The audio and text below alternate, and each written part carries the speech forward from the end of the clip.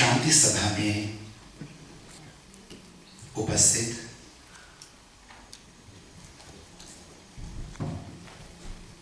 सभी पवित्र आत्माओं,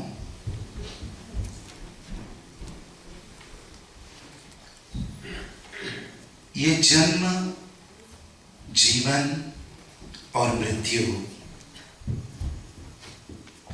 एक अजीब पहेली है।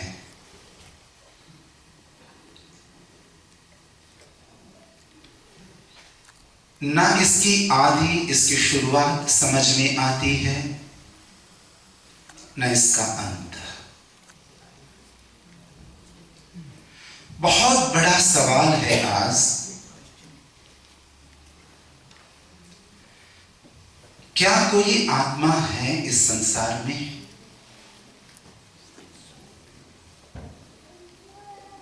Really, does a soul exist?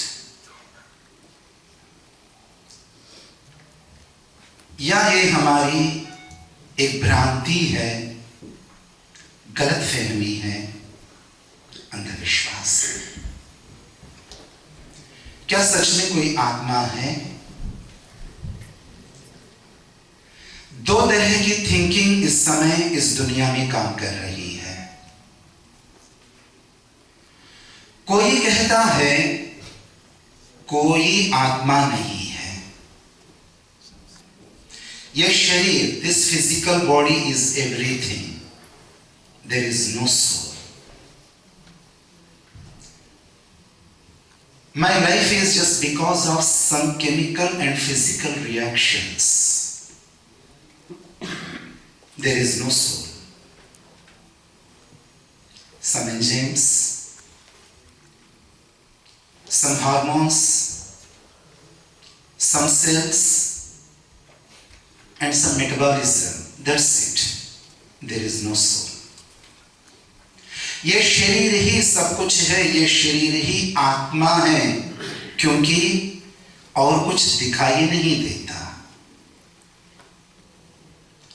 और कुछ लोग कहते हैं आत्मा ही परमात्मा है। दो बिल्कुल विरुद्ध विचारधारा है। कोई कहता है ये शरीर ही आत्मा है, कोई कहता है भगवान ही आत्मा है। But what is the reality? सच को जानना चाहिए। उपनिषद के अंदर एक छोटा सा बालक का नाम आया, and the name of the young kid is Shvetaketu. Shvetaketu. Try to understand the word Shvetaketu. Ketu means intellectuality, Gyan. And the Shvet means white. Shvetaketu means the person having some curiosity, the person who wants to get ultimate goal and ultimate truth. The person is Shvetaketu. जिसके मस्तिष्क में थोड़ी सोच है, थोड़ी समझ है, थोड़ी जिज्ञासा है। श्वेतकेतु के पिताजी का नाम था महर्षि अरुणी। महर्षि अरुणी। श्वेतकेतु ने सुना, as all we listen, there is a soul in our body. There is a soul in our body. Shvetaketu goes to mirror and tries to locate that soul and tries to get the soul, but he got nothing. जब mirror में, जब शीशे में श्वेतकेतु ने अपने आप को देखा, he got only physical body, nothing else. Shvetaketu को कोई आत्मा नहीं दिखाई पड़ा। आपको दिखाई देता है क्या? जब हम एक शीशे के सामने खड़े हो जाते हैं, हमें उस शीशे में कोई आत्मा दिखाई नहीं देता। श्वेतकेतु वो बच्चा परेशान हो गया। वो कहता है कि पिताजी कहते हैं इस शरीर में एक आत्मा है और मैं देखता हूं इस शरीर में कोई आत्मा है नहीं। यदि होता तो दिखाई देता। वो अपने पिताजी के पास, he goes to his father, Maharshi Aruni, and he asks, O पिता, I do not get any soul in this physical body. I do not look at any soul in this physical body. आपने कहा आत्मा है, पर मुझे आत्मा दिखाई नहीं देता। पिताजी ने आर्ग्यूमेंट्स नहीं किए, कोई बहस नहीं की। महर्षि आरुणि ने कहा कि बेटा थोड़ा पानी लेकर के आओगे? Shvetaketu goes and drinks some water. पिता ने पूछा, बेटा मेरे लिए थोड़ा नमक ला सकते हो? बेटा चला जाता है, थोड़ा सा नमक लेकर के आता है। He brings some salt. पिताजी ने कहा, बेटा इस नमक को इस पानी में डाल दो और मिला दो। पुत्र ने उस नमक को पानी में डाला and he stirred it. थोड़ी देर के बाद में पिता ने पूछा कि इस पानी में देखो। आरुणि के पुत्र ने, महर्षि के पुत्र ने, श्वेतकेतु ने उस पानी में देखा। पिता ने पूछा, आपको क्या दिखाई दे रहा है? वो कहता है, मुझे पानी दिखाई देता है। महर्षि आरुणि ने अपने पुत्र श्वेतकेतु से पूछा, क्या तुम्हें इस पानी के अंदर नमक दिखाई देता है? आप बताइए, क्या उस पानी में नमक दिखाई देता है? नो। इन आंखों से आप उस नमक को देख नहीं सकते। अब महर्षि आरुणि ने कहा, इस पानी में चूंकि नमक नहीं दिखाई दे रहा, इसलिए इस पानी में नमक नहीं है। क्या ये सही है? आप बताइए। Hence, I am unable to look at salt melted in this water. So my conclusion is there is no salt in this water. Will it be a right conclusion? No. मेरी आंखों को न दिखाई देने से मैं पानी में घुले हुए नमक को, चीनी को, मिश्री को मना करूं, यह सही तरीका नहीं होगा। उसके बाद में पिता ने अपने पुत्र को कहा, न्यग्रोधस्य फलम आनय। बेटा न्यग्रोध, बरगद का फल लेके आओ। श्वेतकेतु दौड़ के जाता है और बरगद का एक फल पकड़ करके लाता है। पिता ने कहा, इस फल को तोड़ो। आपने कभी देखा बरगद का फल, फ्रूट ऑफ बरगद? उसके अंदर बहुत छोटे छोटे छोटे छोटे सीड्स होते हैं, बहुत छोटे बीज। तो पिता ने कहा कि इस बरगद के फल को तोड़ दो। बेटे ने उसको तोड़ा। पिता ने पूछा, इसमें क्या देखते हो?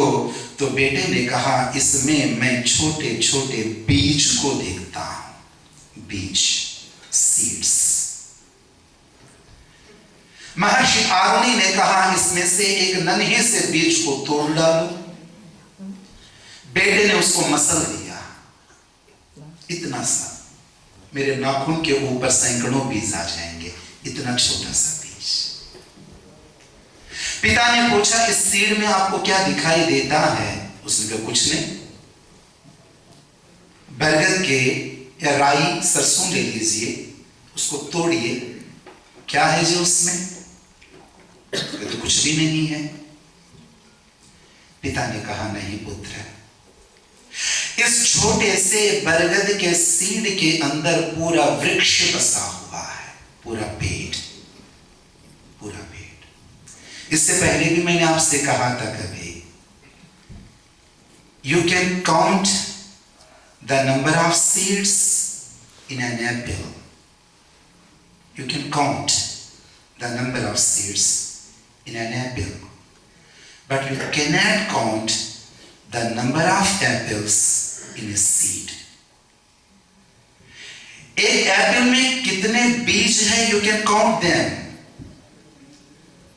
but एक सीड में कितने एप्पल्स हैं, can you count them? नहीं। पर आप डिनाई भी नहीं कर सकते हो इस सीड में कोई एप्पल नहीं है, क्या आप कह सकेंगे? नहीं। एक छोटे से बीज को तोड़ करके देखते हैं, हमें कुछ नहीं दिखाई देता, किंतु उस छोटे से बीज के अंदर एक महावृक्ष बसा हुआ है, पर दिखाई नहीं दे रहा। इसलिए इस शरीर में कोई आत्मा दिखाई नहीं देता, इसलिए आत्मा नहीं है। यह तर्क सही नहीं है। आत्मा है। This life is just not an action and reaction. Just this is not a chemical and physical activities. नहीं, इसके पीछे बहुत कुछ है। इस आत्मा के पीछे बहुत कुछ है। एक छोटा सा उदाहरण मैं देना चाहूंगा। मैंने इस माइक को पकड़ा हूं, एक मधुमक्खी आती है और मुझे यहां पर डसती है। क्या करूंगा जी मैं इसको पकड़ा हुआ हूं, एक मधुमक्खी आकर के इसको डस से, मैं क्या करूंगा? छोड़ दूंगा। This is action and reaction. क्या मैं सिर्फ इतना ही हूं? अब आप ये कल्पना कीजिए, आपकी छोटी सी बेटी छत से नीचे गिर रही है, आपने अचानक उनके हाथ को पकड़ लिया, वो लटक रही है 4थी मंजिल से 5वीं मंजिल से। अब एक मधुमक्खी आती है और आपको यहां पर डसती है, आप छोड़ देंगे? क्यों? The theory of physics, the theory of chemistry, and the theory of action and reaction, where it is going, वो थियरी यहां क्यों नहीं काम कर रहा है? मेरे हाथ में बाल्टी है, मैं छोड़ देता हूं, मधुमक्खी मुझे काटती है। मेरे हाथ में कैंडल है, मधुमक्खी मुझे काटती है, मैं छोड़ देता हूं। मेरे हाथ में मेरा प्यारा सा बेटा है, मधुमक्खी काटती है, पर मैं नहीं छोड़ता। यदि इस बीच में फीलिंग नहीं है, यदि इस बीच में आत्मा नहीं है, यदि इस बीच में इस फिजिक्स और केमिस्ट्री के परे कोई आत्म तत्व नहीं, तो मैं क्यों नहीं छोड़ता उसको? यह है बीच में एक आत्मा, और वो आत्मा कैसा है? अविनाशी। वो अविनाशी है, कभी नहीं मिटता। According to Bible, according to Quran, according to Vedas, according to Gita, according to all philosophies, the soul is immortal and the soul is eternal. वो सदा सदा के लिए है, हमेशा हमेशा के लिए। पर याद रखना, सोल अकेला नहीं चला जाता, अपने साथ कुछ मेमोरी को, कुछ डाटा को लेकर के चलता है। वही पुनर्जन्म है। That is rebirth. लोग कहते हैं कोई पुनर्जन्म नहीं है, देयर इज नो रीबर्थ। कोई पुनर्जन्म इस संसार में नहीं है। I have only one question, केवल एक ही, आदमी डरता कब है? डर कब लगता है? Can you tell me? नहीं, केवल मृत्यु से ही नहीं मोहिनी जी, बहुत चीजों से डरते हैं। हमें डर कब लगता है? हम रोते कब हैं?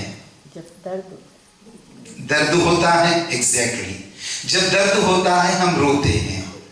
और कब डरते हैं हम? जब कोई भयानक चीज हमारे सामने होगी हम डरेंगे। मेरे और मेरे परिवार को हानि करने वाली कोई चीज होगी तो हम डरेंगे। या फिर कोई ऐसी स्मृति, अभी मैं यहां देख रहा था हवन में, परिवार के किसी सदस्य की आंख में आंसू थे। क्यों?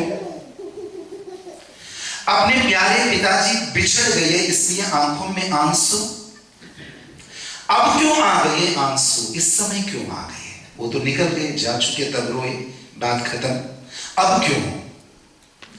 किंतु उस घटना को जब जब हम याद करेंगे, उस घटना को जब जब हम स्मरण करेंगे, हमें डर लगता है, हमें रोना आता है। एक बात मुझे बता दो, अभी पैदा हो गया जो बच्चा, जस्ट इन्फेंट, न्यूबॉर्न बेबी, अभी जो बच्चा पैदा हो गया, मां ने उसको दूध पिलाया और मखमली गद्दे के ऊपर उसको सुलाया।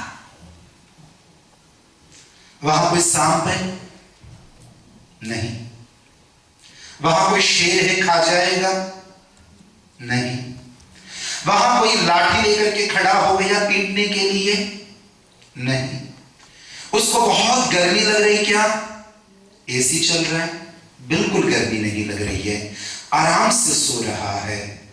सोया हुआ वो छोटा सा बालक अचानक डर जाता है, कांप जाता है और रोना शुरू करता है। क्यों? आप मुझे बताइए। पिछले जन्म की यादें। पिछला जन्म तो था नहीं। According to this physical science, there was no rebirth. यदि पिछला जन्म नहीं था तो ये रोया कैसे? क्या याद आ गया जिससे ये डर गया? डराने वाली कोई चीज तो वहां है ही नहीं। क्या कोई साइंस इसका उत्तर दे सकती है? मुस्कुराने वाला बालक क्यों मुस्कुराता है? There is no answer. रोने वाला छोटा सा शिशु क्यों रोता है? पेट भरा हुआ है, एसी में लेटा हुआ है, सब प्यार करने वाले हैं, कोई डराने वाला नहीं है उसको, फिर कैसे डर गया वो? इसका मतलब the infant brings some data with him. Every human being is bringing some data, some memories with his birth. Otherwise, there is no cause to smile, there is no cause to weep. There is no cause. So, ये आत्मा है, जन्म जन्मांतरों से चला आ रहा है, अपने साथ अनेक प्रकार की स्मृतियों को लेकर के, मेमोरीज को लेकर के चल रहा है, मन चित्त अहंकार को लेकर के चल रहा है। ऐसी है इसकी यात्रा। This is the journey of soul. तो इस जर्नी के अंतर्गत जिस पुण्य दंपति को आप इस पिक्चर के अंदर देख रहे हैं, उन्होंने इस जीवन को समाप्त किया। मिट गए? बिल्कुल भी नहीं। समाप्त हो गए? कतई नहीं। उन्होंने एक दूसरी यात्रा शुरू कर दी। इस समय किसी नन्हे शिशु के रूप में किसी दूसरे माता पिता की गोद में ये खेल रहे होंगे। ये उनके स्मरण में हम एकत्रित हुए। बस मैं यही कहता हूं, हे परमात्मा, हम सभी मिलकर के आपकी शरण में आकर के प्रार्थना करते हैं। इनका आगे का जीवन सुख से, शांति से, आनंद से परिपूर्ण कर दीजिए। इनका नाम धर्मपाल, धर्म का पालन करने वाला इस जीवन में रहा है। हे प्रभु, अगले जीवन में भी ये सदा धर्म का पालन करें, दीन दुखियों के दुखों को दूर करें, आपकी भक्ति, बड़ों की सेवा, दुखियों को सेवा, तप आदि पवित्र कर्म करके जन्म जीवन मृत्यु से छूटकर आपके पवित्र धाम को, आपके मोक्ष को प्राप्त कर सके, ऐसी कृपा कीजिए। ये असत्य से छूटकर सत्य को प्राप्त हो, दुखों से छूटकर सुखों को प्राप्त हो, अंधकार से शांति, पृथिवी शांतिरापः शांति, रोषधयः शांति, वनस्पतयः शांतिर्विश्वे देवाः शांतिर्ब्रह्म शांतिः, सर्वं शांतिः शांतिरेव शांतिः, सामा शांतिरेधि। ओम शांतिः शांतिः शांतिः। जो बोले स्वभय मर्यादा पुरुषोत्तम श्री रामचंद्र की, योगी राज श्री कृष्ण चंद्र की, गुरुवर विरजानंद की, महर्षि देव दयानंद की, संसार के सब महापुरुषों की, वेद की ज्योति, ओम का झंडा, आर्य समाज, प्रणव ध्वनि।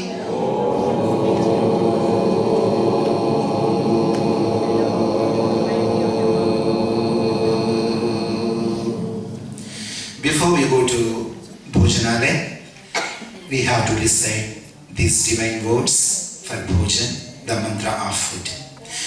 Om annapatennasya no dehyanamivasya shushminah prapradaataram tarisha urjam no dehidvipade chatushpade. Om shanti shanti शांति। वैदिक अभिवादन, सबको सादर नमस्ते।